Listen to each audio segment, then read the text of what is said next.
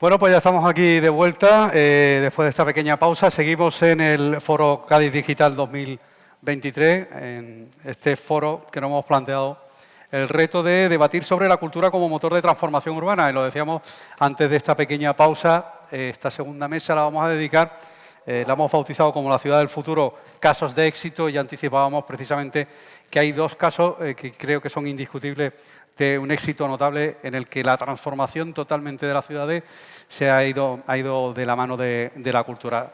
Si mirásemos al norte, evidentemente, no podemos hacer otra cosa que pensar en Bilbao. Si miramos aquí al sur, a nuestros vecinos, tendríamos inevitablemente que hablar de Málaga. Y precisamente eso, para hablar tanto de Bilbao como de Málaga, hoy tenemos aquí dos personalidades, habrá que decir, que nos pueden contar perfectamente cuál ha sido el modelo de transformación que han vivido sus ciudades. En primer lugar, les presento a Ana Sancho. Hola, Ana. Hola. Voy a dar la versión corta de tu currículum porque si no nos comemos toda la mañana y no es el caso. Diremos que Ana Sancho es responsable de Planificación Estratégica de Bilbao Metrópoli 30, asociación responsable del Plan Estratégico para la Revitalización del Bilbao Metropolitano. ¿Es correcto, verdad? Sí, ese es el nombre largo. El nombre corto, que es Bilbao Metrópoli 30. Luego os explicaré por qué es Bilbao Metrópoli 30. Ajá. Sí. Y básicamente podríamos decir que Bilbao, que es nuestro referente del norte, habéis hecho de la necesidad virtud, que se suele decir, ¿no? De una crisis, habéis hecho realmente eso que tantas veces se dijo en las anteriores crisis, una oportunidad. Sí, de una crisis industrial que tuvimos, hemos pasado a ser una ciudad de servicios avanzados, en la que la cultura pues, se ha transformado también, como se ha comentado en esta jornada, pues, lo importante de esta sociedad, ¿no? Aportándonos un atractivo para la ciudadanía y para visitantes. Y además de ser motor económico, que es lo que ha ido saliendo en la jornada de hoy. Sin duda. Bueno, eso en cuanto a Bilbao. Y en cuanto a Málaga, tenemos, hoy ya paso a presentarle a Fátima Salmón. Fátima, buenos días. Hola, buenos días. Es directora de, como digo, también tu versión corta, me vas a permitir, porque la larga, tu currículum es demasiado extenso. Es directora de comunicación de la Fundación CIEDES y responsable de la planificación estratégica en la ciudad de Málaga, que a diferencia de, por lo menos los desconocedores de la realidad de Málaga, a diferencia de Bilbao, que sí se sabe de la transformación que fue a partir de una crisis, lo de Málaga fue en otra vertiente, fue más bien una reflexión de qué podemos hacer de Málaga. Y se hizo a través de la cultura, se está haciendo, de hecho. Fue una reflexión, además, que surge en el año 92, porque, si os acordáis, en el 92 había dos eventos muy importantes en España. Teníamos, por un lado, la Expo de Sevilla y, por otro lado, estaban las Olimpiadas de Barcelona. Y alguien en Málaga pensó, se está polarizando y canalizando mucho todo hacia Barcelona y Sevilla. Si en Málaga no hacemos algo, esto va a ser la debacle. Y entonces alguien pensó que sería interesante hacer una planificación estratégica planteándose cómo era la ciudad, qué teníamos en la ciudad, que ya adelanto que era casi nada, y hacia dónde tenía que ir la ciudad. Y evidentemente la cultura fue una de esas grandes líneas estratégicas gracias a las cuales hemos conseguido 30 años después un cambio notable. Me voy a permitir que, antes de avanzar en otras cuestiones, inevitablemente, estando donde estamos como es Cádiz, nos miremos en los espejos de Málaga y de Bilbao, porque, como digo, inevitablemente vemos ciertas similitudes. Cádiz también sufrió una crisis industrial de la naval, no la resolvimos como hizo Bilbao, desgraciadamente para nosotros, que a lo mejor hubiese sido la fórmula. Es verdad que seguimos teniendo astilleros y todavía funcionan bastante bien. Y en el caso de Málaga es un espejo en el que nos miramos también por ese turismo un poco de sol y playa y sobre todo algo que tenemos aquí enfrente, que es el puerto y los cruceros, que también es verdad que estamos en proceso de imitaros un poco o coger un poco la referencia de Málaga también en ese tipo de transformación. Bueno, son dos transformaciones que se han vivido. Aquí la cultura también podría ser el vehículo de canalización y es un poco de lo que queremos hablar esta mañana. Pero, Ana, si te parece, habrá quien no sepa exactamente de lo que estamos hablando y, sobre todo, yo el primero, que no tenemos la dimensión, no alcanzamos a conocer la dimensión de lo que ha sido la transformación de Bilbao. Simplificándolo mucho, y ya te encargarás tú de demostrarnos que no es todo tan sencillo, es pasar de los Altos Hornos y de los astilleros al Guggenheim. Esa ha sido la transformación en versión comprimida. Pero en todo ese proceso nos gustaría que nos ilustrara, nunca mejor dicho, de cómo ha sido esa transformación de un Bilbao que fue, que ya no es, y de lo que es el Bilbao hoy proyectado al presente y al futuro. Pues sí, Miguel, a lo largo de una década, que es lo que voy a enseñaros en alguna de las fotos de la presentación, pues Bilbao ha pasado de ser una ciudad con una crisis y con unos problemas que luego les expondré y Ha pasado pues, a ser una urbe pujante, pasando pues, de ciudad gris, porque Bilbao es que era muy gris, a ciudad verde, y en la que tiene una gran importancia la sostenibilidad. Y de hecho, pues uno de los proyectos estrella ha sido el saneamiento de la ría, que la ría es el eje de toda el área metropolitana, ¿no? Y también... Te interrumpo un segundo, Ana, Sí. porque para que lo veamos mejor, Sí. me voy a apartar yo Pasaros aquí, allí. me vengo aquí con Fátima y así vemos... ¿Te movemos la silla? Siéntate con No, la silla. ¿no te movemos la silla? No. Vale. Bueno, pues yo voy a pasar aquí. Bueno, como os comentaba, hemos pasado de ser una ciudad gris a una ciudad verde, con la sostenibilidad como bandera, y hemos pasado de ser una ciudad donde teníamos hierro y acero a una ciudad, un área metropolitana, donde tenemos el titanio, que es lo que decimos porque el Museo Guggenheim está hecho con placas de titanio, ¿no? Este proceso de revitalización de Bilbao, pues a través del plan estratégico, porque yo trabajo en el plan estratégico de Bilbao, como Fátima trabaja en el plan estratégico de Málaga. Lo único que ellos tienen una forma jurídica que es fundación y nosotros somos asociación, pero los dos son planes estratégicos, ¿no? Este proceso de revitalización del Bilbao metropolitano, el área de Bilbao, es importante que lo hagamos de una forma contextualizada, que lo veamos de una forma contextualizada.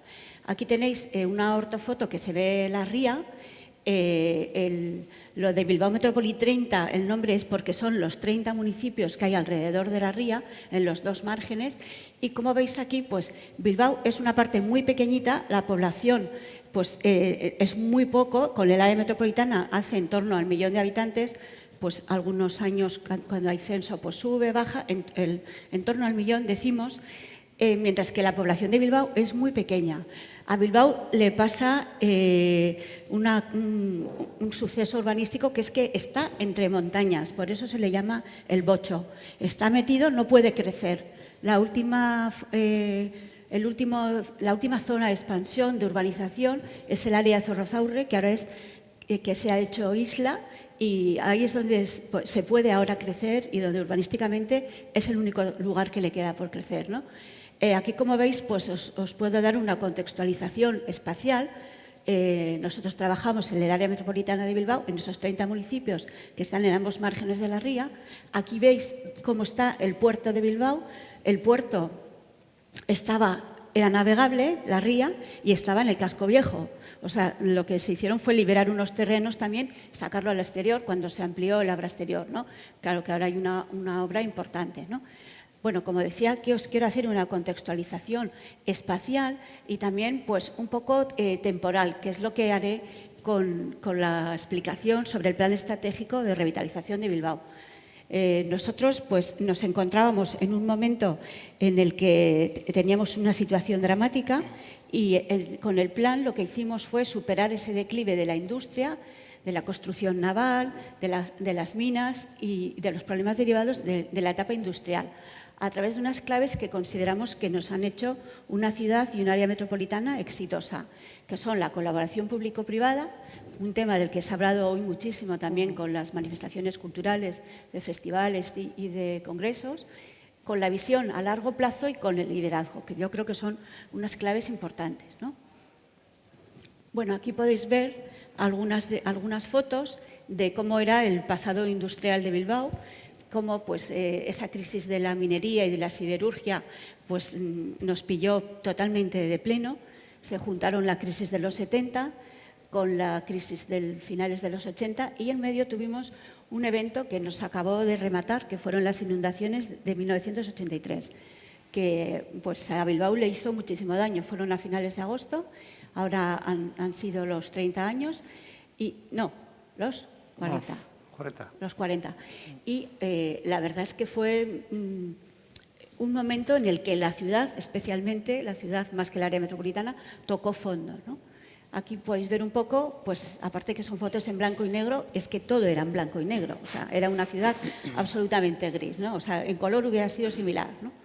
Este pasado industrial, aquí podéis ver, pues que con este declive de la industria tradicional, pues nosotros lo que teníamos, pues eso, era grúas, era Altos Hornos, Balcovilco, teníamos pues temas de siderurgia. De ahí también se derivaron otros temas como de puerto y de minería y de industria, se derivaron servicios. Por ejemplo, surgió la banca, surgió el Banco de Bilbao, el Banco de Vizcaya, empresas comercializadoras de energía, que es la antigua Iberduero, que luego es Iberdrola, que se fusionó con Hidrola, después Seguros Bilbao. O sea, había bastantes empresas de servicios que habían empezado a surgir pues un poco al calor de la siderurgia, de la minería, al calor de la actividad portuaria. Es muy importante destacar que Bilbao fue puerto antes que villa. ¿Qué significa esto? Pues que nosotros la actividad comercial es algo que siempre nos ha definido, ¿no? Se traía por la ría, se traían los minerales, se subían en ferrocarril del resto de España. O sea, el tema del puerto era lo que nos había definido de siempre, ¿no? Fuimos puerto y luego ya se fundó como villa, ¿no? Bueno, pues todo este declive y de la industria, este declive también de esas empresas, bueno, ese surgimiento de esas empresas de servicios, pues como se hacía globalmente, porque seguíamos todos todo ese impacto, pues nos llevó junto a otros aspectos que podéis adivinarlos perfectamente, como el medio ambiente degradado, tanto a nivel urbano como a nivel medioambiental. Luego tuvimos una temporada con un desempleo muy importante y después pues llegó en ese momento, acogimos mucha inmigración y yo creo pues que no estaban los espacios preparados. Pues todo esto nos llevó a una crisis muy grande, a un gran desencanto de la ciudadanía con la propia ciudad. Pues como veis, pues era todo muy sucio, muy feo, era todo, pues estaba todo en un momento crítico y de ahí pues tocamos fondo y nos planteamos esa revitalización, ¿no? Aquí donde veis, esta es una zona donde está ahora, es los astilleros.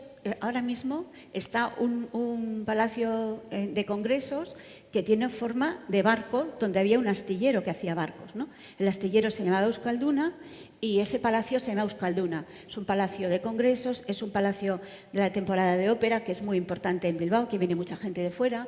Pues bueno, como veis, pues hemos tenido que aprender pues, de vender acero y de vender grúas, pues a vender congresos, a vender las palmeras que hay en Abando y Barra, pues a cómo aprender a sacar partido a la cultura, a que sea un sector económico. Y también hemos aprendido nosotros, que esta mañana se decía, me parece que lo decía Mabel en la anterior mesa redonda, a creérnoslo. Eso ha sido muy importante. El storytelling de la revitalización y el ver para creer, que luego igual hablamos después en el coloquio, ¿no? Las instituciones se juntaron, sobre todo las instituciones públicas, porque el liderazgo del plan estratégico fue público, y en 1991 comenzó el plan estratégico. La asociación vino un poco después. Y lo que se hizo fue una exploración de qué entorno teníamos, pues a nivel externo, a nivel interno, y se identificaron unos temas críticos para la revitalización. En esto, pues ya tuvimos en cuenta aspectos que ahora podrían ser, pues ahora nos parecen más antiguos, pero que entonces eran modernos, porque el tema de la cultura, el tema de la acción social eran como temas un poco intangibles cuando estábamos hablando de recursos humanos, que hoy no se comprende lo de recursos humanos. A ver, la persona es mucho más que un recurso, ¿no? Entonces eran pues esas terminologías que teníamos y esos modos de hacer pues que luego han ido cambiando, ¿no? Pero como os decía, teníamos estos 8 temas críticos de los que hicimos un diagnóstico para ver qué teníamos que mejorar, ¿no? De ahí surgieron unos proyectos estratégicos que fundamentalmente son estos. Esos proyectos nosotros los impulsamos. Desde la asociación no realizamos esos proyectos, los realizan los socios de la asociación, ¿no? Estos proyectos urbanos pues, son Abando y Barra, que es la zona donde está el Guggenheim, que habéis visto también en alguna foto, el Parque Tecnológico Zorrozaurre, que os decía esa gran expansión de Bilbao, en la que se está practicando un urbanismo del mientras tanto. Pues como esto está surgiendo mucho urbanismo, vivienda nueva, pero hay unas instituciones culturales que eran pabellones antiguos que ahora, por ejemplo, pues son pabellones de exposiciones.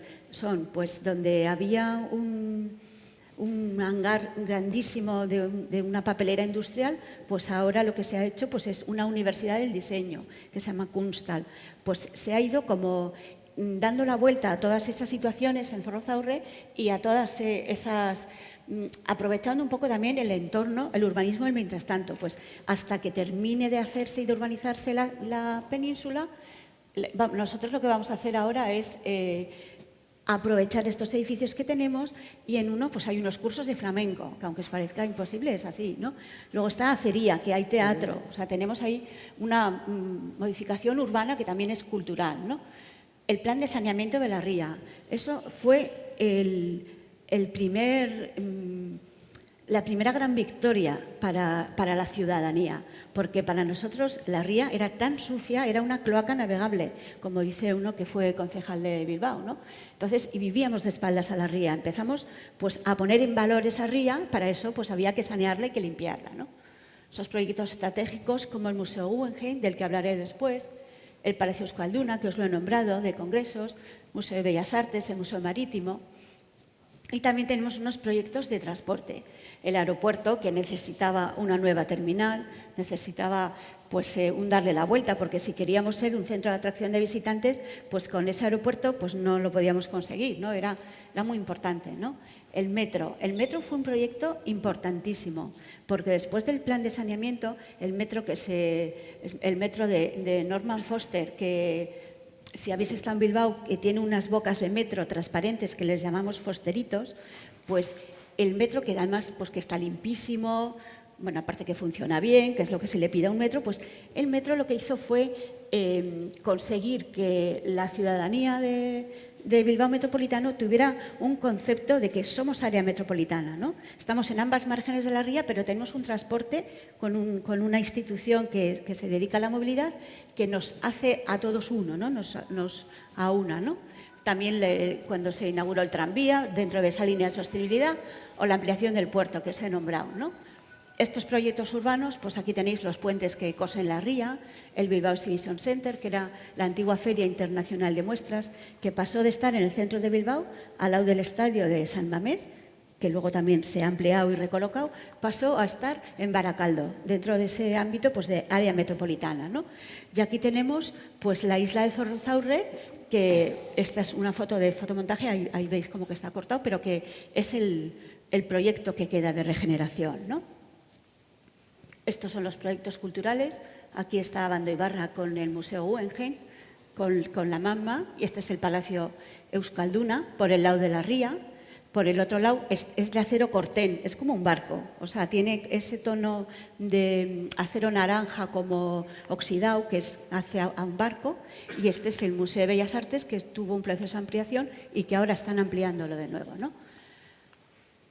Y aquí os muestro pues, proyectos de transporte. Bueno, pues todos estos proyectos que están dentro del área metropolitana pues, se fueron llevando a cabo, se están llevando a cabo y desde la asociación Bilbao Metropolitana se van impulsando dentro del plan estratégico, ¿no? Bueno, aquí tenemos una foto del Museo Guggenheim. ¿El proceso de revitalización de Bilbao es el Guggenheim? Sí, pero no solo. Lo que pasa es que el Guggenheim es un icono, es como lo que nos ayudó un poco a que el orgullo de ciudadanía, que se medía con encuestas, creciera el orgullo de Bilbao, ¿no? Pues porque hubo mucha contestación popular a este proyecto, porque claro, si hay un momento de desempleo, dices, pero con este problema de desindustrialización, de desempleo, ¿cómo vamos a dedicar los fondos a hacer un tema cultural? Bueno, pues la verdad es que las cifras del museo le dieron la vuelta a todo ello y os voy a leer algunas de las cifras para que veáis. El año pasado tuvo 1.300.000 visitantes, las aportaciones al PIB son de 413,8 millones de euros el año pasado.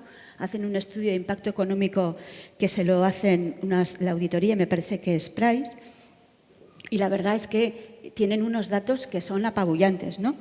Tiene una autofinanciación del 71%, que es muy alta para lo que se suele estilar en Europa, bueno, estilar hablando coloquialmente, vamos, y después ha proporcionado el mantenimiento de 850 empleos el año pasado entre directos e indirectos, pues a través de sectores culturales, sectores de hotelería, de hostelería, ¿no?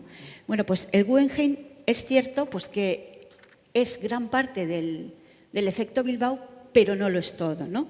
Por eso me gustaría pues, que lo veáis como el ejemplo paradigmático y como parte importante de ese storytelling que nos tenemos que ir creando, ¿no? Bueno, después de ese proceso de planificación en el que las infraestructuras estaban planificadas, pues consideramos que la asociación tenía que trabajar que fue constituida en el 91, como os decía, entidad de interés público por el Gobierno vasco. La asociación, pues, después de esa etapa en la que había trabajado en el área metropolitana de Bilbao, tenía que seguir trabajando y llevó a cabo pues, un proceso de reflexión estratégica que nos parece como más importante hacer la reflexión que la propia planificación, ¿no? Pues a veces planificación es plazos, presupuestos, e igual lo que hace falta pues, es esa reflexión previa, dónde queremos ir, qué queremos hacer, buscando expertos de ciudades, hacer un benchmarking de regiones, un benchmarking de ciudades, para que esa mejora del área metropolitana de Bilbao pues, tenga lugar, ¿no? Hay más de 130 entidades públicas y privadas que son asociadas y en un estudio que le hizo la OCDE a Bilbao, hablaba de las entidades de organización público-privada, les daba un reconocimiento como entidad visionaria, colaborativa, ambiciosa y centrada en el largo plazo. Esto es importante porque nosotros trabajamos en el largo plazo. ¿Cómo trabajamos? Pues a través de la colaboración público-privada. Trabajamos empresas e instituciones de una manera colaborativa. También nos ha ayudado mucho, que se hablaba esta mañana en la anterior mesa redonda, la importancia de la sociedad civil. Para nosotros la sociedad civil, pues por ejemplo los colegios profesionales que agrupan a muchísimos profesionales que están en Bilbao, pues que conozcan ese proceso, que formen parte de ese proceso y que se les reporte también como socios que son, pues también ha sido muy importante, ¿no?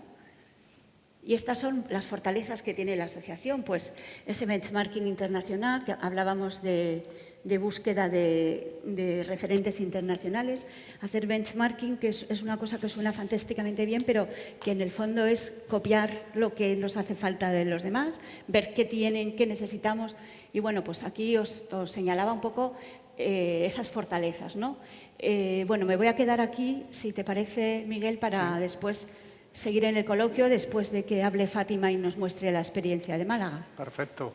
Y Pues muchísimas gracias. como punto de partida vamos muy bien. Ya el que no conociera Bilbao ya tiene un motivo ganas más para... de venir, por lo menos. Exacto, para asomarse. Normalmente ya te has anticipado, Ana. Iba a hacer yo el trabajo. Pero bueno, ya veis cómo una ciudad como Bilbao, lo que decíamos al principio, ha hecho de la necesidad virtud. O sea, de encontrarse en un estado realmente crítico, hablando de crisis, y transformarse en lo que hoy es.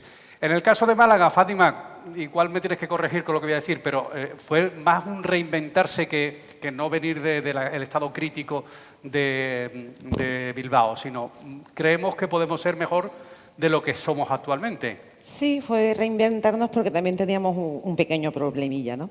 En esta presentación Miguel hizo mucho hincapié en que utilizáramos muchas fotos porque podía hacerlo más visual. Yo he hecho caso casi todo el rato, pero también he aportado algún dato que me parece interesante y también tengo algunos recortes de prensa. Soy periodista y me parece que siempre cuando algo ya lo vemos en un papel escrito es porque alguien lo ha contado, porque alguien se lo ha creído, porque parece que eso ya llega a la sociedad, ¿no? Entonces aquí tenemos un poco de todo. Me gustaría saber, de los que estáis aquí, ¿quiénes conocéis Málaga? Vale. Tenemos mucho ganado. Bien. ¿Quiénes conocéis Málaga hace 30 años? Vale.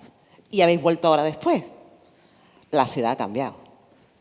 Nada que ver lo que había con lo que hay. Vale. Ahora estamos en un momento dulce, llevamos años en un momento dulce, pero eso no siempre ha sido así, ¿vale? Este texto que os traigo aquí precisamente es uno que publicó Sur el año pasado, cuando habla cómo la capital de la Costa del Sol, como Málaga, realmente hemos sido ya capaces de estar entre las mejores ciudades de España en lo que es oferta cultural, y esto lo dice el Observatorio de la Cultura, ¿no? Un informe en el que nos damos cuenta que ahora mismo está Madrid, Barcelona y nosotros a la altura de Valencia. Esto era impensable Pero ya no hace 30 años, sino hace 20 años. ¿Por qué? Porque no teníamos absolutamente nada, ¿no? Bueno, quiero presentaros un poco mi fundación. Como os comentaba antes Ana, nosotros somos de la Fundación CIEDES, y la Fundación CIEDES tiene una serie de patronos, que son todos los que tenéis aquí. Creo que es un ejemplo real de la colaboración público y privada, ¿no? Tenemos representados en la Fundación a todos los niveles de gobierno, desde el nivel municipal, que es ayuntamiento, el alcalde la preside, hasta la Junta de Andalucía a nivel regional, la Diputación y también el Gobierno de España. Tenemos representados a las asociaciones principales de empresarios, como puede ser la Cámara de Comercio y la Confederación de Empresarios. Están los sindicatos, comisiones obreras y UGT. Tenemos también a la Universidad de Málaga, tenemos al Puerto de Málaga, tenemos a la Fundación Unicaja y también a Unicaja Banco y la Fundación Unicaja a nivel cultural. Tenemos el Parque Tecnológico de Andalucía y recientemente hemos contado con la colaboración de empresas privadas como es Colmo Cemento, que es Italcemento, la cementera de toda la vida. Trops, que sabéis que es un comercializador de aguacates y de mangos, precisamente está ubicado en Málaga, en toda la parte de la Axarquía, y básicamente todo aquel que en Málaga tiene una entidad que es algo está en CIEDES. Esto fue muy importante para empezar a trabajar. ¿Por qué? Porque teníamos el apoyo de todas estas personas. A veces les podía dar igual o no lo que hiciéramos, pero estaban allí. Y entonces, cuando tú empiezas a trabajar con proyectos en el que todas estas instituciones y entidades te apoyan, oye, pues la gente parece que se lo toma un poquito más en serio, ¿no? Os traigo aquí 30 años, ha sido un plumazo, para que veáis todo el trabajo que hemos hecho y veis que nuestra historia empieza precisamente en el año 92. Os comentaba antes cómo ante la Expo de Sevilla y cómo ante las Olimpiadas de Barcelona alguien dijo, por Dios, hagamos algo. Es que nos quedamos sin absolutamente nada. Y alguien empezó a pensar. En el 94 es cuando nos creamos como fundación y a partir de ahí pues he traído algunas de las principales publicaciones. El primero, que es la aventura de diseñar el propio destino, es el primer plan estratégico que se hace en la ciudad. El libro pesaba 2 kilos y pico, era un horror. Y venían todos los proyectos que se planteaban. Era quizá un poco más farragoso. Si conocéis algo de la planificación estratégica, varió mucho de los 90 a los 2000 a lo que estamos haciendo ahora. Después, ese segundo libro que tenemos era la evaluación de lo que dijimos que había que hacer, qué habíamos conseguido hacer o no, y cuál era el grado de cumplimiento, y a partir de ahí una serie de publicaciones que nos llevan hasta ahora. Este amarillo que tengo aquí debajo es de los foros metropolitanos. ¿Qué es eso? Cuando empezamos a crecer y a estructurarnos, nos pareció que teníamos que hablar con todos nuestros vecinos. Si vosotros conocéis la Costa del Sol, Málaga es un continuo urbano. Tú sales de Málaga y has llegado a Torremolinos, has llegado a Benalmádena, has llegado a Fuengirola. Es muy difícil en grandes temas como la movilidad, el agua, residuos, no hablar con tus vecinos para ver cómo es esto, ¿no? Pues eso también tuvimos la suerte que desde CIEDES estábamos liderando ese proceso. También os enseño esto que tenemos por aquí. Os sonará ahora bastante el tema de la Agenda 2030, los ODS. Tenemos que estar alineados sí o sí, ¿no? Entonces, pues en nuestro caso, pues la Fundación CIEDES también es la responsable de hacer esos informes voluntarios de progreso que el ayuntamiento nos encarga y nosotros lo presentamos a la ONU como si fuéramos alguien encantados de la vida, ¿no? Y este último libro que tengo aquí, este del todo que pone año 2023, es el último que tenemos de planificación estratégica en Málaga, donde vamos ya directamente muy claro a qué tiene que hacer la ciudad, qué queremos en la ciudad, y también en él se demuestra cómo la cultura ha sido para nosotros una fuente de transformación plena. Cuando veíamos la mesa que teníais antes, que me ha parecido muy interesante, creo que hacéis cosas muy buenas con la gente, que hacéis proyectos más humanos, más de contacto de unos con otros. Nosotros no hicimos esa apuesta. Nosotros apostamos por infraestructuras para hacer un cambio general de la ciudad. Y esas infraestructuras, la mayoría culturales, nos han dado la implementación que tenemos ahora, ¿vale? Os traigo este recorte de Sur. Sur es el principal periódico de Málaga, es lo que es tirada y tal, porque me parece que en este lead se resume perfectamente la historia. Dice, Málaga empezó a reinventarse en el año 1994. Desde entonces, 3 alcaldes han aplicado al guión de la planificación estratégica para resucitar a Picasso. Tiene una de las líneas. Es que Picasso nació en Málaga. Y la única ciudad que nació Picasso fue en Málaga. Pues de eso no nos enteramos hasta hace 2 días, como quien dice, ¿no? Para resucitar a Picasso, abrir el puerto, darle un vuelco al centro y aspirar a una ciudad turística, cultural y polo digital. Bueno, aquí ya estamos hablando de 3,5 millones, que es lo que se esperaba para el 2020, y yo creo que hemos rozado o incluso superado esa cifra, pese a la pandemia, que también tiene una conversación aparte. ¿Y por qué empezó todo, no? ¿Cómo empieza esto? Bueno, pues Málaga, evidentemente, era la capital de la Costa del Sol. Algo muy importante, Málaga tenía un aeropuerto. Hacía muchísimo tiempo, desde 1920 podemos decir, se utilizaba el aeropuerto, y después cuando empiezan los vuelos comerciales, yo creo que Málaga era de los aeropuertos, junto con Barajas y el Prat, de los más importantes que había en Andalucía, ¿no? Y teníamos, aparte de Málaga, una continuación que se llama Torremolinos, que era donde estaba toda la planta hotelera. Estas dos primeras fotos que os traigo, la de blanco y negro, es Torremolinos, la zona del Bajondillo, Álamos, conocéis más o menos. Pues sobre 1950, 50 y tantos, 60, y la que está a continuación es de 1979. Imaginaros la barbaridad del boom urbanístico, bueno, cómo creció todo.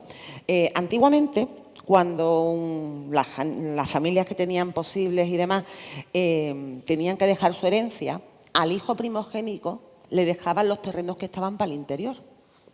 Los que podían cultivar, que podían tener olivos, que podían tener campos, y a los más chiquitillos les dejaban los de la playa, porque los de la playa no valían para nada. Bueno, pues que le dejaron el de la playa lo hincharon, claro, que tiene ya para 4 generaciones dinero. Bueno, pues este fue el crecimiento que tuvo la zona de Torremolinos, perteneciente a Málaga, como os digo, en esa década de los 70 y de los 80, ¿no? Todo eso nos trajo el aeropuerto, hombre, las suecas, en fin, ¿quién nos recuerda aquellas películas de López Vázquez, las películas también de Alfredo Landa, en fin, un tanto curioso, pero bueno. Era una... Sí, Málaga se conocía, Málaga / Torremolinos se conocía en toda España gracias a ese momento, y las salas de fiestas, las nuez, las discotecas, en fin, todo aquello era como amor y lujo, ¿no? Pero Torremolinos, que era donde teníamos los hoteles y donde teníamos la playa, pues deciden en el año 1988 que quieren ser independientes y consiguen esa independencia, ¿no? Entonces, este recorte que os traigo aquí también es de periódico, dice: Málaga, al no tener ni los hoteles ni las playas que estaban en Torremolinos, tuvo que hacer algo distinto, porque en Málaga no había playas, las playas que había en Málaga eran francamente mejorables. En Málaga teníamos 3 hoteles Litoral 3. ¿Por qué? Porque la gente, cuando llegaba al aeropuerto, alguno iba a Málaga a hacer algo, pero la gente tiraba para Torremolinos y para Marbella. Entonces tampoco teníamos que tener una planta hotelera que diera cabida a la gente, porque mis hoteles los tengo en Torremolinos. Entonces, bueno, pues esto en los 90 fue un problema económico importante, ¿no? A ver qué hacemos, a ver cómo nos organizamos y demás. Y esta era la Málaga de esa época, ¿vale? Esta foto que veis aquí con todos los coches es Calle Larios. Y estábamos orgullosísimos. ¡Oh, Calle Larios, Calle Larios! Esto era Calle Larios, ¿vale? Era una sola vía, aparcaban a la izquierda, después que aparcaban mientras que iba a la farmacia, no sé dónde. Ese edificio que hay al fondo es de la Plaza de la Constitución. Este no tiene puesto todos los carteles, era, en fin. Y era increíble, que nos parecía bonito. Esto era Málaga, ¿vale? Esta otra parte de aquí es la parte de la Fuente de las Tres Gracias. Veis que tenemos aquí... Esto tiene para... Sí, sí, sí. Ahora es que yo lo encuentre. Para... ¡Uy! Yo es que no debo tocar botones. Bueno, mira, da igual. ¿Veis esas casas que suben por ahí como por el montecito? Vale, eso se llamaba La Coracha. La Coracha era todo infravivienda. Y esto estamos hablando que estamos en el centro de Málaga. Enséñeme, que el saber no ocupa lugar. Ese, ¿no? Ole, ya está. Esto era La Coracha, ¿vale? Todo esto antiguamente era el cuartel de Levante, donde cantaba la zarzamora, vamos. Y todo esto era infravivienda. Esta era la parte buena de Málaga, que empezaba por aquí, que era la Malagueta, y este es el Parque de Málaga. Mira qué torpe soy, de verdad. Vale, todo esto, bueno, más o menos, todo esto son terrenos ganados al mar. Y aquí debajo tengo el puerto. Y aquello es la zona de la Misericordia. Málaga también tenemos un pasado industrial. Hay quien dice que los primeros altos hornos de toda la península ibérica se encontraban en Málaga. Esa chimenea, que le decimos Mónica, porque un enamorado un día se colgó desde arriba y puso Mónica, una cosa de eso, y la chimenea sigue existiendo. Pero esto era la costa de Málaga, en la parte de la Misericordia. Entonces, se me va Torremolinos, me quedo sin hoteles y tengo esto. Teníamos un problema, Houston. cómo hacemos, cómo arreglamos esto, ¿no? Entonces, bueno, pues como de vez en cuando alguien piensa, teníamos un plan estratégico donde empezamos a definir cuál podía, bueno, el DAFO evidentemente, pero sobre qué líneas tenemos que trabajar, qué ideas pueden salir, qué proyectos pueden salir. Se quedó claro que había un proyecto que pasaba por la rehabilitación y revitalización, empezando por el centro histórico, y después Dios nos vino a ver porque conseguimos, no sé si os acordaréis, del plan Urban. Aquí hubo en Cádiz también. También lo hubo en Cádiz, entonces. Pero fija cómo en la vida, claro, esto hace ya una pila de años. Cuando estaba preparando la ponencia, me puse en Google a buscar el logotipo del Urban, que era este. No lo encontraba. Han pasado ya tantísimas cosas que aquello que para nosotros nos cambió la vida, ya no lo puedes encontrar ni siquiera en Internet, ¿no? Bueno, pues entonces, gracias, eran 2.000 millones de pesetas, que serían unos 13 millones de euros más o menos y tal. Lo que pasa es que como yo creo que se hizo bien y tuvo un buen resultado, se creó una oficina de rehabilitación del centro histórico, se empezó a acoger iniciativas de propietarios que querían mejorar su casa, de empresarios que querían mejorar su idea, y el ayuntamiento tuvo una buena idea también, que decir, bueno, pues cuando se acabe el dinero voy a seguir apostando por esta iniciativa. Es decir, había momentos en los que te podían llegar a financiar hasta el 70% de la obra, si realmente la casa era un inmueble de categoría, bien ubicado, que podía ser dedicado a varias cosas, ¿no? Entonces, pues te digo, en esta época, gracias a esa iniciativa del Urban y gracias a que pensamos lo que podíamos hacer, pues empezamos a trabajar en todo ese proceso de rehabilitación, ¿no? Este es el segundo libro que os enseñaba, que era el de evaluación. Una cosa que hicimos de las 5 líneas de plan estratégico, sacamos aparte una que era la de centro histórico, porque había tantos proyectos vinculados con el centro que nos parecía interesante, ¿vale?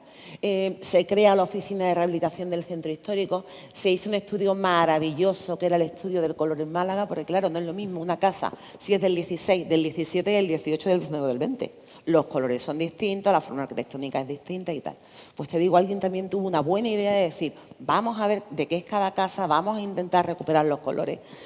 Ahí tenéis un mapa donde están divididas los edificios según el periodo al que pertenezcan, algunas de las actuaciones realizadas. Se trabajó mucho lo que es, vamos a trabajar en obra, en infraestructura, en rehabilitación. Bueno, aquí os vuelvo a presentar Calle Lario otra vez. En esta foto primera, la que es apaisada, veis que al final termina en la Plaza de la Constitución y hay un letrero que pone Seico. Lo de los letreros en Málaga era un horror. Bueno, pues eso conseguimos también cambiarlo, ¿no? Aquí tenemos Calle Lario al revés, de la Constitución hacia la playa, pero esto era Calle Lario. Y conseguimos un cambio, hombre, que parece que se quedó bastante mejor. Esta obra no fue nada fácil, porque todo el mundo decía, ¿cómo se va a peatonalizar? Los comercios van a perder ventas. Esto va a ser un horror. Y los arquitectos que hicieron esta obra, allí les decimos los Iñakis, son 3, pero uno es Iñaki Pérez de la Fuente, consiguieron involucrar a la gente y dice, mira, es un horror. Todas las mañanas puede haber como 30 o 40 señores jubilados que se nos ponen en cada uno de los sitios para ver cómo va la obra. Pero al final la gente se involucró con la obra y la inauguración de la calle, bueno, fue en el 2003, cerca de Navidad, y se hicieron varios actos, ¿no? La prensa también lo recoge así, ¿no? Calle Lario, la peatonalización que reinventó el centro histórico. Aquí empezó todo, gracias a esa obra, ¿no? Traigo algunas fotos. Bueno, esto es sabéis que en Navidad ponemos alguna luz, ¿no? Teresa Porras, que es la concejala de operativo y de fiesta, tiene una guerra abierta ahí con Vigo, con el alcalde de Vigo, porque están los dos. Pero vamos, que por luces no será, ¿no? Pero es verdad que Calle Larios sí es un lugar donde lleva todo el mundo y lo sientes como el salón de tu casa. Si hablamos a nivel de comercio, también esto fue un impulso bastante importante, ¿no? En el 19 estábamos hablando de 240 euros el metro. Estamos hablando que una planta, un local de unos 500 metros son 120.000 euros. Pues la gente los paga, con lo cual entiendo que le sacará la rentabilidad, ¿no? Entonces, primero fue Calle Lario. Y a raíz de Calle Lario, lo que os digo, vamos a crear infraestructura, vamos a cambiar, vamos a rehabilitar. Y uno de los que no fue con el que empezamos, porque empezamos con el... A nivel municipal sí, el Picasso es que viene por la Junta, después lo cuento. Entonces, pues, teníamos un mercado de mayoristas, arquitectura del periodo de la autarquía. Aquí estaba muy céntrico en el centro de la ciudad. ¿Qué pasa? Que esto poco a poco se va quedando poco operativo y al final el mercado de mayoristas lo tenía así, ¿no? Pero bueno, vamos a hacer algo. ¿Y qué hicimos? Hombre, pues mira, pues hicimos un centro de arte contemporáneo, que fue impresionante. Vino a inaugurarlo la infanta Cristina y Iñaki Urdangarín, pero eran duques de Palma, no como está ahora la cosa, ¿no? Y esto fue uno de los revulsivos que empezamos a nivel de cultura, porque además metimos algo que no estábamos acostumbrados. Sí. Siglo XX, siglo XXI, nuevas tendencias. Oye, la cosa no fue bien. En esta zona, justo delante de aquí, había una grandísima gasolinera que también la quitamos. Os traigo esta foto porque me gusta. Esto es lo que le decimos ahora en Málaga, la parte del Soho. ¿Veis esos dos edificios que tenemos detrás? Bueno, pues también se hizo un trabajo de esas medianeras que suelen ser muy feas y tal. Vamos a darle otro meneillo y tenemos esos grandes murales que siempre firmaban gente con gran renombre en esta materia, ¿no? Y bueno, y esto es hoy por hoy el CAS. Voy a ir rápido, que he visto ya que Miguel está enseñando... Está viendo su reloj. Vale. Está un poquillo oscura, pero me parecía interesante traeros también esta foto. El que lo sepa más o menos, calle Alcazabilla. Si subes a Alcazabilla tienes a la derecha el Teatro Romano y a la izquierda todo esto, ¿vale? Todo esto es centro histórico de Málaga, pero bueno, veis cómo ven las casas. A esta le falta el muro, a esta le falta el techo, a este le falta... Vale. ¿Y en qué convertimos esto? En esto.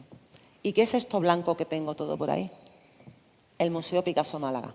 Como veis, lo único que se mantienen son las palmeras. El resto lo hemos cambiado todo. Y entonces, esto fue realmente un revulsivo espectacular. Es decir, el Museo Picasso Málaga, pese a la pandemia, las últimas cifras del otro día nos daban en el 22 640.000 visitantes. Hoy por hoy es el centro cultural, museo, como queréis llamarlo, más visitado de Andalucía, ¿vale? Y esos datos los tenemos también. ¿Cómo se hace esto? Bueno, pues lo primero que... Bueno, esto tuvo que venir los herederos de Picasso, Christine Picasso, pues me gusta este edificio, pues este no me gusta, y al final decidió que le gustaba este, que era el Palacio de Buenavista. Entonces es muy original porque tú entras por esto, que es calle San Agustín, aquí está la catedral, pero cuando sales a la parte que hemos dicho de Alcazabilla con el Teatro Romano, ¿no? Y la verdad es que se hizo una obra espectacular. Hubo 1000 millones de problemas, teníamos también una techumbre impresionante que por un problema ardió, en fin, hubo muchos problemas, tenemos todo resto arqueológico, pero fue realmente el proyecto que empezó también a cambiar esa Málaga como enfoque de la cultura. Vale. Os presento ahora el Palacio de Villalón, ¿vale? El Palacio de Villalón se encuentra también ubicado en el centro histórico de Málaga, un palacio de una familia que llegó con los Reyes Católicos con la Reconquista. Empezamos a hacer obras. El Palacio de Villalón, que es esto, aunque no lo creáis, en los años 50 fue unos grandes almacenes y alguien tuvo la feliz idea de picar toda la fachada del palacio, tan solo dejaron el escudo y poner gresite, como si fuera un cuarto de baño de los 90, ¿vale? El palacio estaba como estaba, lo alquilaban para que hicieras ahí una caseta de feria, en fin. Era todo bastante complicado. Estos artesonados eran auténticos, ¿vale? De los mudéjares. Este era el alcalde, que el alcalde nuestro le gusta mucho la obra y todo eso. Entonces, bueno, pues él seguía ahí pie a pie todas las obras estas de rehabilitación. Se consiguió, os comentaba que creamos la oficina de rehabilitación con los fondos del Urban y siempre todas las acciones que se hacían teníamos, bueno, pues estos logotipos y tal. Nos pareció interesante pues intentar esponjar un poco el espacio y poder conseguir más espacio para lo que después íbamos a hacer aquí. Conseguimos nuevos terrenos y, oh maravilla, conseguimos el Museo Carmen Thyssen. La Baronesa, bueno, el día de la inauguración esto fue amor y lujo, imaginaros, hasta el Ola, bueno, fue de todo, estaba Antonio Banderas, por supuesto, y demás. Y fue una inauguración en la que la gente de Málaga empezó a sentir ese orgullo. Oye, tengo un Picasso, ¡oh! Ahora Thyssen me deja aquí los cuadros. Y la verdad es que es un museo que funciona también estupendamente, ¿no? Sabéis que está centrado más en el 19 y en el 20 y hay exposiciones temporales de Sorolla, Matisse, Juan Gris, demás. Y es una maravilla y también se utiliza para más cosas. Vale. Ahora os voy a llevar al puerto, ¿vale? Que yo sé que Miguel tiene interés en el puerto porque... Nos coge aquí cerca. Nos costó años, cuando digo años, digo décadas. Era un horror, porque la autoridad portuaria, esto es mío y esto no es más que mío, yo aquí hago lo que quiero, ¿no? Bueno, Parque de Málaga, Plaza de la Marina, si voy a la derecha tengo Calle Lario y aquí a la izquierda tengo el puerto. Entonces, pues el puerto era un puerto. Había barcos, había contenedores, en fin, puerto de Málaga. Este era el puerto de Málaga. Estos edificios grandes son de la Malagueta, que es un barrio que está bien. Más puerto de Málaga, una cantidad de metros y de terrenos que tampoco creo yo. Hombre, un puerto tiene que tener su actividad comercial, por supuesto, ¿no? Pero tampoco me parece que se le sacara demasiado rendimiento y rentabilidad hasta que ya se dice, bueno, quedaros con esta esquina, ¿vale? Con esto que tenemos aquí todos los coches que no sé estos para dónde iban. Hasta que ya se consigue, por Dios, vamos a hacer una integración puerto-ciudad, vamos a intentar una permeabilidad, vamos a ver cómo esto podemos darle una vueltecilla y lo conseguimos. Increíble. Y este es el nuevo puerto de Málaga.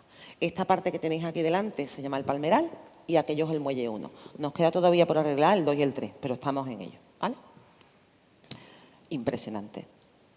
Jerónimo Junquera, un arquitecto de Valencia que nos contó una historia de que el Palmeral se llama el Palmeral de las sorpresas, porque en virtud a las palmeras crea como pequeños espacios donde tú entras y ¡oh! ¡Ay, lo que tengo aquí!, ¿no? Esto es impresionante, la verdad, las cosas como son. Y la actividad comercial que ha aportado el puerto. Lo gestionan ellos por medio de Muelle 1, pero es que ahora tienes de todo. Tienes restaurantes, tienes cafeterías, aquí esta foto no está bien del todo.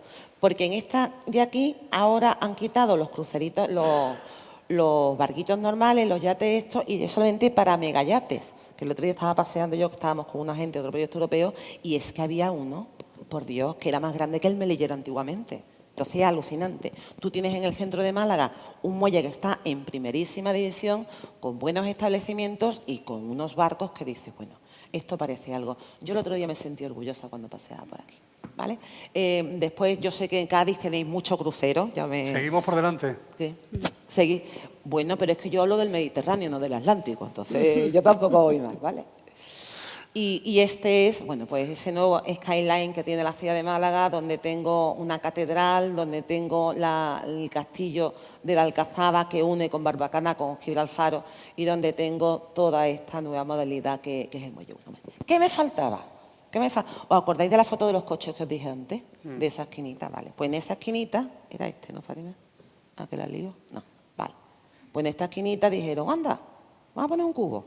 ¿Y qué es esto? Pompidou. El centro Pompidou, Málaga. Pompidou es Francia, es París, y no salen de ahí. Bueno, pues mi alcalde es que es muy persistente, poco jartible. ¿Lo consiguió? Consiguió que nos dieran una concesión para poder tener en Málaga. Entonces, solamente está en París y en toda Europa en Málaga. Entonces, ya tenía el Picasso, ya tengo el Thyssen, tengo el CAS que lo estaba montando, tengo el Pompidou. Esto fue la caña. Más, esto se inauguró el lunes santo, no sé si sabéis, en Málaga, el lunes sale cautivo, que el cautivo es como la procesión. Pues después de la misa del alma de cautivo, todo el mundo corriendo para inaugurar el Pompidou, ¿no? Entonces, bueno, sabéis un poco el concepto de Pompidou, de artes alternativas, historias distintas y demás, mucho tema de instalación. Bueno, tiene su público, evidentemente. Después seguimos y nos trajimos también el Museo Ruso de San Petersburgo. Voy a ir rapidito, ¿vale? Museo de Málaga, lo que era la antigua aduana, ya conseguimos poder habilitarla como museo y ya no solamente como pinacoteca, sino todos los fondos arqueológicos, porque nos pasa como a vosotros. Allí había fenicios, allí había romanos, allí había árabes. Bueno, pues todo eso, tener un espacio donde poder ponerlo. Hombre, y la casa de Picasso, que repito, que tenemos la suerte, que es la única ciudad donde nació Picasso fue en Málaga. Es verdad que con 14 años ya se tuvo que ir a Coruña con su padre y tal, pero bueno, poner en valor eso me parecía que también era una buena idea. Algo muy importante que también nos ha pasado en los últimos tiempos, bueno, pues el Festival de Cine de Málaga, ¿no? Cuando empezamos con esos cambios de voy a cambiar físicamente la ciudad, voy a invertir en obras, también tuvimos, esto nos coincide también con cambios de gobierno. Llega Celia Villalobos, que Celia era una persona que cambiaba las cosas, y tuvimos un concejal de Cultura ya fallecido que era Antonio Garrido Moraga. Antonio Garrido Moraga es un tío culto, estudioso y demás. De hecho, ha sido director del Instituto Cervantes en Nueva York, en varios sitios y tal. Y Antonio, al que se le ocurre el tema del Festival de Cine. Los primeros años, en fin, más luces que sombras, aquello costaba hacerlo, pero, oye, pero después, como que nos fue bien y todo, ¿eh? Bastante bien. Y esto también os lo he traído de la prensa, ¿vale? Dice, la Semana Grande del Cine Español entra en el top 10 de las propuestas más valoradas en el país. Una lista con 82 instituciones y actividades que encabeza el Reina Sofía, el Museo del Prado y el Thyssen. El Festival Malagueño, que en poco más de un mes cumple 25 ediciones, ya vamos preparando la 27, sube de posición hasta el número 10 y se convierte en la primera referencia andaluza en el ranking. Se pensó bien esto, ¿vale? Algún dato económico, por ejemplo, este dato también es del 19, puede haber variado algo con el tema de la pandemia, pero estamos hablando que la inversión directa e indirecta que nos reporta a nosotros el tema de la cultura alcanza ya los 547 millones. Directa es más o menos un 54%, unos 200 y pico, ¿no? Entonces, pues parece que no estaba mal, ¿no? Y tras la pandemia os comentaba antes, ¿no? Sí, el Picasso sigue siendo un museo que pita bastante, que tira bastante, 640.000 visitantes son lo que tenemos. Desde la pandemia, que todo prácticamente se quedó bastante cerrado, aunque en la última etapa sí volvieron a abrir, pues hemos crecido un 156%. El Thyssen, bueno, pues lo he mantenido en 157.000, oye, que tampoco está mal, que en la pandemia me bajó el 54%, ¿eh? Y después el CAS Málaga lo tengo en 100.000. Bueno, pues más o menos yo creo que son números más que decentes, respetables y con los que se puede sacar cabeza. Os traigo aquí, por ejemplo, algunos números, tampoco quiero enrollarme mucho, pero veis, por ejemplo, Gibraltar, Alcazaba, Casa Natal, el CAS, pues el CAS lo tengo ahí en 112.000. El Thyssen en 157, para que veáis que no hemos mentido con los titulares. El Pompidou lo tengo en 157. ¿Y no tengo aquí el Picasso? Sí, y el Picasso lo tengo en 641. Estos son hoteles, aquí tengo número de establecimientos y tengo también cubo por personas más o menos, 119 hoteles, 1.800 y pico. Aquí tengo por un lado los viajeros alojados en turísticos y aquí tengo... bueno, aquí tengo las pernoctaciones, que ya he conseguido otra vez volver al 1.700.000 y allí tengo el número de establecimientos. De viajeros y pernoctaciones. Exactamente. Una persona viene pero me duerme 2 noches, pues lo tengo, igual tengo más. Vale. Y estos son hoteles de 4 y de 5 estrellas. Evidentemente tenemos muchísimos más de 4, de 5 hay que tener algo.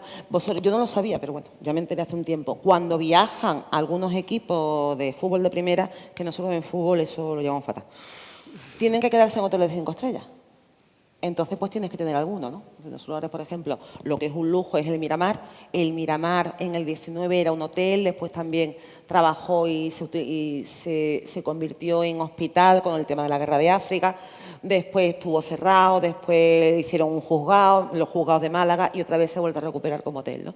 O, por ejemplo, que también que es el Only You. Aquí están divididos en 2 hoteles. Tengo esta primera parte de aquí. De verdad, ¿eh? Lo mío no es normal. Bueno, esta primera parte de aquí, que es el Only You, que este es un 5 estrellas y aquel que tengo que es un 4, ¿no? Aeropuerto de Málaga, os lo dije, yo creo que nuestra gran suerte era haber tenido ese aeropuerto y después haber tenido el AVE, con lo cual llegar a Málaga es muy fácil, es muy cómodo y es barato. Si ya llego a Málaga. Tengo hoteles, porque hoteles ya hay también muchísimos.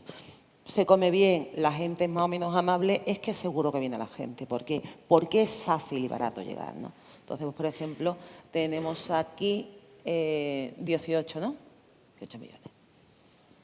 Los vuelos también me han subido. Y ya creo que esta es casi la última que os traigo. Dice, Málaga entre las ciudades con mejor cultura. Esto también es una publicación que sacamos de Sur, ¿vale? Dice, es un estudio que se hace en el cual se analiza en virtud a lo que tiene cada ciudad, porque te puedes posicionar en ese ranking de las 10 mejores ciudades con cultura, ¿no? Dice, las 10 ciudades más relevantes en materia de cultura, y en el año 2021 más de la mitad, un 53% de la gente que fue encuestada, que son gente que sabe de esto, incluyó a Málaga, ¿vale? ¿Y qué fue lo que les hizo poder incluirnos ahí? Bueno, pues hablar de la capacidad de resiliencia que tenían las instituciones y los artistas locales que plantaron cara de forma sucesiva al tema de la pandemia. Al principio cerró todo, pero después se intentó empezar a abrir cosas con mucho cuidado, con aforos reducidos y demás, pero la gente sí quiso seguir luchando por ello, ¿no? Y el tema del Festival de Cine, que parece que sí funciona bastante bien. Y ya, bueno, pues simplemente una foto que también me parece súper chula de la ciudad. Algunas de las cositas que tenemos, y gracias por vuestra atención y venir a Málaga, que siempre vais a ser bien recibidos, de verdad. Gracias. Bueno, Pues visto que prácticamente nos hemos consumido todo el tiempo en las presentaciones, no nos ha quedado todo clarísimo. Yo voy a intentar hacer mínimamente un resumen y a ver a qué punto llegamos. Queda claro que tanto en el caso de Málaga como en el caso de Bilbao hubo un momento crítico, un momento de reflexión, llamémoslo como queramos.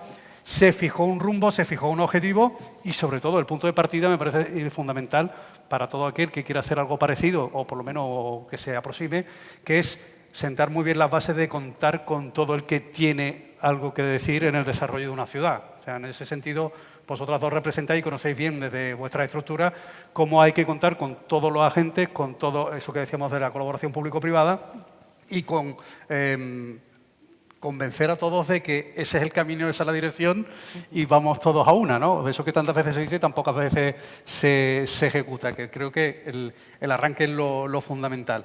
Y después, hasta llegar a donde habéis llegado, y felicidades por ello, los hitos, porque habrá que poner un Guggenheim en la vida de los bilbaínos, o limpiar la ría, o habrá que poner no sé cuál fue el primero, coger a Picasso, y a ver... Operación Málaga. Exacto, no, la calle Lario, o darle el estímulo de la calle Lario, el orgullo patrio ese y la implicación social de la que hablábamos, pero que a través de la cultura, eso es lo que nadie a priori a lo mejor apostaría, y en el caso de Málaga, mucho menos intuyo en el de Bilbao, viniendo de la tradición que venía, se puede conseguir.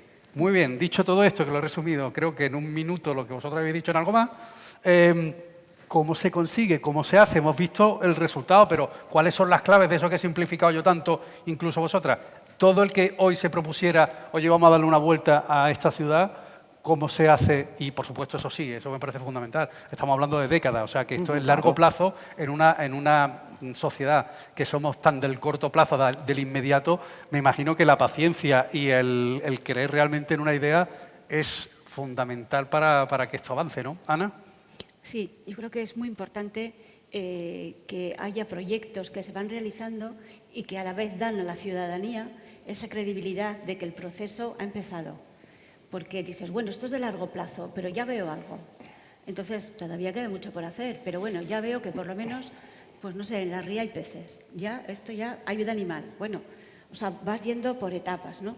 Es importante también que la propia ciudad se crea ese proyecto en el que está metida, por así decir. O sea, que no le han metido de fuera las instituciones, sino que ella forma parte. Para eso es muy importante que nos vayamos contando a nosotros mismos el storytelling del proyecto de la revitalización. Pues que todo el mundo sepa, no, es que mis abuelos se bañaban en la ría. Ahora hay gente que hace un triatlón en la ría. Claro. O sea, que es que era impensable. Desde luego a mí cuando nos lo contaban era como imposible y después ahora es posible. Yo, por ejemplo, no lo he hecho, pero sí que hay gente que lo hace, ¿no? Bueno, anécdotas aparte de la ría, es importante el creerse el proyecto y el formar parte del proyecto como apropiándose de los éxitos, ¿no? Pues que cada uno también nos hagamos nuestra propia lectura y nuestro propio... contarnos la historia a nosotros mismos y a todas las personas, ¿no? También, pues, cuando formas parte de un proyecto como ese plan estratégico y este proyecto que es el efecto Bilbao o la transformación de Bilbao, pues que vaya mucha gente a conocerlo. Es muy importante porque es que a Bilbao antes no venía nadie. Venía la gente a la feria de muestras, pero era gente, pues eran comerciales, era una cosa muy concreta, eran de la máquina herramienta, y es que ahora hay turistas. No, ahora se va a Bilbao a ver Bilbao y a disfrutar Bilbao. Eso, y luego pues ahora gastronomía hemos tenido siempre, pero se ha puesto en valor, porque como hay tanto visitante, los visitantes quieren ver cultura y luego gastronomía. La gastronomía es una forma de cultura, porque también tiene un aspecto identitario y es súper importante tanto ir a tomar unos pinchos como buscar un restaurante, sea de estrella Michelin o más sencillo, pero también ese tipo de temas, ¿no? También hemos hecho, pues desde Bilbao se ha hecho una apuesta por el cine, como se ha hecho aquí, y con la Diputación y con el Ayuntamiento se ha creado la Bilbao Vizcaya Film Commission, que la verdad es que es impresionante cómo te pone en el mapa, pues como por ejemplo que una zona como San Juan de Gaztelugatxe aparezca en la serie Juego de Tronos. O sea, ha sido como el escándalo. O sea, todo el mundo ahora viene... 007 también estuvo por allí, ¿no? Y también 007, que estuvo en Guggenheim, sí. Estaba en una casa enfrente. Que eso nos une a Cádiz-Bilbao, el 007. Sí, sí, bueno, aquí con toros incluso. Eso. Aquí tuvimos otra historia también curiosa. Eso. Bueno, pues es también esa apuesta, pues por ejemplo, por la Bilbao Vizcaya Film Commission lo que hace es una serie de incentivos fiscales si tú ruedas una película allí o un anuncio. Entonces también se está intentando buscar espacios exteriores, interiores, pero fomentar esto, ¿no? Promocionarse, en definitiva. Promocionar el sector congresos, el sector más el de congresos, convenciones, viajes de incentivos, porque son personas que dejan muchísimo dinero y es una mejora comercial para la ciudad, para la hotelería, para la hostelería, porque siempre es una especie de, o sea, un turista mejor que el alternativo, por lo general, ¿no? O sea, se tienen que ir trabajando también muchos otros aspectos, ¿no? Sí, pero el recorrido desde luego tiene lo suyo, porque Sí. es lo que estábamos diciendo, Fátima, Es a largo que plazo, es que el largo plazo y el ir convenciendo, involucrando a toda la sociedad es la clave para llegar a puerto, evidentemente, porque en la travesía tormenta os vais a encontrar de todo tipo. Pero es que es la única forma, es decir, Sí. al principio te pueden creer o no te pueden creer. Yo creo que para nosotros lo que tuvimos claro fueron varias cosas. Primero, tener una idea, que era ese plan estratégico, centrar ese día en proyectos y poder conseguir la financiación. Pero lo más importante fue tener, en nuestro caso, tanto con Celia Villalobos como con Paco de la Torre, totalmente distintos los dos en forma y en apariencia, una constancia y ser perseverantes de hay que conseguir esto y ponerse directamente a trabajar en esa materia, conseguir el apoyo de todos los patronos, y hubo mucho trabajo muy callado y trabajo que no se conocía al principio, pero cuando ya tienes una serie de bases y cuando empiezan a surgir los primeros frutos, cuando la gente dice, y ya cuando tengo un Picasso, cuando ya estoy montando el CAS, cuando ya he hecho Hilario, ya los empresarios empiezan a interesarse. Entonces ya quieren venir a Málaga, porque saben que pueden tener un buen hotel donde lo van a tener lleno y ya la franquicia X de ropa o de tal le interesa estar en Calle Lario y empieza esa colaboración pública-privada. Por cierto, Interesada lo que sea, pero bien. Te lo habré impedido tu prudencia, pero hace poco he leído, precisamente preparando esta mesa, que Málaga en algún sentido había adelantado incluso a Madrid, que yo creo que es el referente museístico en España por antonomasia, el destino museo, Madrid. Pues en algunas referencias ya está incluso Málaga por delante como destino preferente del visitante de museo. Y evidentemente los hechos avalan. Está claro que como destino de atractivo os habéis puesto jugando Champions ahí, sí. Porque vienes a ver el museo, pero también te vas un rato a la playa y también puedes ir a los municipios de alrededor y tienes buena gastronomía y te lo pasas bien. Entonces tienes un completo dentro de esa oferta. Totalmente. Claro. Y lo de Bilbao, desde luego, pasar del gris al verde, lo de la gama cromática que habréis tenido que atravesar de una cosa a otra, simplificándolo en ese sentido, ha tenido que ser tremendo, porque ahora se puede decir, ¿no? Eso es como cuando uno tiene un hijo feo y se vuelve guapo. Es que feo era Bilbao, ¿eh? Sí, sí queda feo y la verdad es que ha cambiado y yo creo que además esa apuesta por la sostenibilidad ha sido muy importante, ¿no? Porque podíamos pues habernos fijado en proyectos más externos, pero que ha sido muy importante que también cambiara desde dentro, que cambiara la ría de tal forma que nos volviéramos de cara a la ría, ¿no? Es que la ría es un activo importantísimo y ahí pues se van regenerando las márgenes, se puede hacer ocio por la ría, pues todo eso también ayuda mucho, ¿no? Bueno, pues si la organización me lo dice, simplemente un minuto de conclusiones para que rematemos esto, aunque de verdad que ha sido un placer conocer a través de vuestro ojo y de vuestra experiencia el caso de Bilbao y Málaga. Ya me imagino que los que están aquí, los que nos están viendo, ya se están apuntando como destino próximo de visita al que no lo conozca, tanto Bilbao como Málaga y sobre todo, y era la pretensión de esta jornada, todo aquel que quiera transformar en algún sentido las ciudades como los dos referentes de los que hemos hablado, que sepa un poco más o menos cuál es la guía. Desde luego son dos modelos ejemplares de cómo hacer bien las cosas y que resulte un éxito, y además en esa cosa tan impensable tantas veces como es a través de la cultura. Es intangible que muchas veces, si se le da forma de Guggenheim, de Picasso y de otros tantos, del Thyssen y demás, pues al final en torno a todo aquello se construye un cambio de mentalidad, porque es que después, lo que estábamos hablando de involucrarse a la población, que es clave, el bilbaíno ya, de pasar de darle igual la ecología, porque lo que contaba eran los astilleros, a ser, que lo está viendo también, uno de los referentes en cuanto a medio ambiente, pues ese cambio de mentalidad también se da. Y el malagueño, pues 3/4 de mismo, de tener el puerto pues dedicado a lo que se dedicaba, a tener otro puerto con un Pompidou en el puerto. O sea, ¿quién lo iba a decir, no? O sea que por la parte que os toca, felicidades. Y nada, un minuto para despedir, Ana. Bueno, pues muchísimas gracias por la invitación, y Miguel, también a la Cámara de Comercio, a la Diputación de aquí de Cádiz. Me parece que es una tierra fantástica, o sea que es una gozada lo que tenéis aquí. Y sí que creo que la apuesta por el utilizar la modalidad cultural como motor de transformación es muy importante, puesto que habéis visto pues, los ejemplos. Creo que es una apuesta que apoya porque es un sector económico que también da réditos, pero además lo que consigue es una gran atracción para los visitantes, pero consigue también que la ciudadanía también aprenda y también disfrute de esa cultura, ¿no? Y aumenta eso que podemos llamar el city appeal, el atractivo de la ciudad, que es importante, ¿no? Cómo la cultura aumenta ese atractivo, ¿no? Yo creo que es una apuesta muy adecuada. Pues felicidades, Ana Sancho, muchas gracias. ¿Quiere casco, no? Sí, Habrá que subí. decir. Gracias. Fátima. Pues yo creo que una ciudad que apuesta por los museos y por la cultura ya no solamente está buscando gente que venga de fuera, hace que su ciudadanía sea más culta y tenga más interés. Me parece que es fundamental, aparte de ser una fuente de financiación y generación de riqueza y de empleo. Creo que estuvimos en una etapa en la que hacían falta esas grandes infraestructuras museísticas y me parece que el mundo de la cultura ahora da otro salto más. Tendríamos que empezar a hablar de las industrias culturales, de los jóvenes creativos, que es otra parte también de hacer cultura y de trabajar en esa materia. Encantada de haber estado aquí. A la Cámara de Comercio, muchísimas gracias, a la Diputación, y me quedo con lo que decían en la mesa de antes. A mí se me dicen que es Cádiz, voy, así es que aquí estoy. Pues nada, que haya otra próxima ocasión. Fátima Salmón, gracias.